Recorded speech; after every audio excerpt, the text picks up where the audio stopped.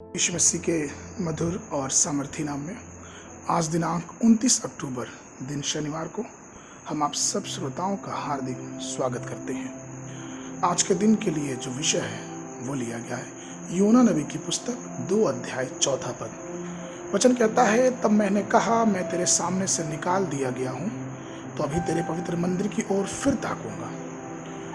प्रभु में प्रिय लोगों, ऊपर का पद योना की प्रभु से प्रार्थना है। जब वह एक मछली के पेट के अंदर था, वहां उसने निश्चय किया कि वह फिर से यहोवा के पवित्र मंदिर की ओर दृष्टि करेगा। योना, जिसे नीनवे जाना चाहिए था और परमेश्वर के वचन की आज्ञा माननी चाहिए थी, लेकिन वह आज्ञा न मान के तर्शीश को चला गया। इसलिए यहोवा ने उसे सबक सिखाने के लिए मछली तैयार रखा था, जिस मछली ने उसे निगल लिया। जब वह समुद्र के बीच गहराई में डाल दिया गया तो योना को यह महसूस हुआ, और तब योना 2 अध्याय के 3 पद में चिल्ला उठा कि तूने मुझे गहरे सागर में समुद्र की थाह तक डाल दिया, और मैं धाराओं के बीच में पड़ा था। तेरी भड़काई हुई सब तरंग और लहरें मेरे ऊपर से बह गई।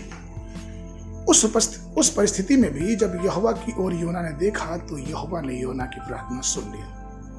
परमेश्वर के प्रिय लोगों, आप जिन्हें नीनवे जाने के लिए बुलाया गया है, क्या आप एक अलग दिशा में तर्शीश की ओर जाने का प्रयास कर रहे हैं?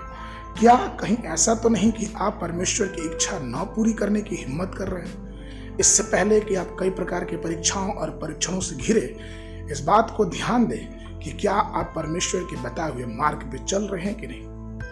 इस तरह से यहोवा की आज्ञा योना तोड़ने के बाद वो अपनी पूरी सेवकाई को इस बात से समझ गया कि परमेश्वर के बिना वो कुछ नहीं कर सकता। योना ये जान गया कि यहोवा सर्वशक्तिमान, शक्तिशाली और सब बातों को संभालने और जानने वाला है।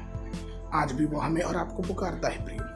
2 सामुएल की पुस्तक उसके 24 अध्याय के 4 पद में वचन ये कहता है, मैं यहोवा को जो स्तुति के योग्य है पुकारूंगा और अपने शत्रुओं से बचाया जाऊंगा।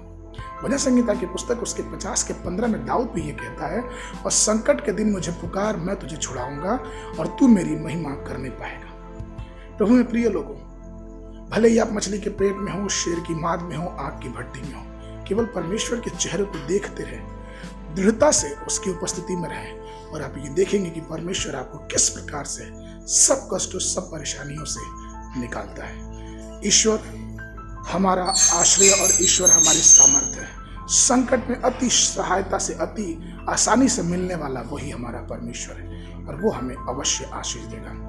मनन के लिए यिर्मयाह नबी की पुस्तक उसका 35 अध्याय 3 पद, मुझसे प्रार्थना कर और मैं तेरी सुनूंगा और तुझे बड़ी बड़ी बातें और पराक्रमी बातें दिखाऊंगा जिसे तू नहीं जानता।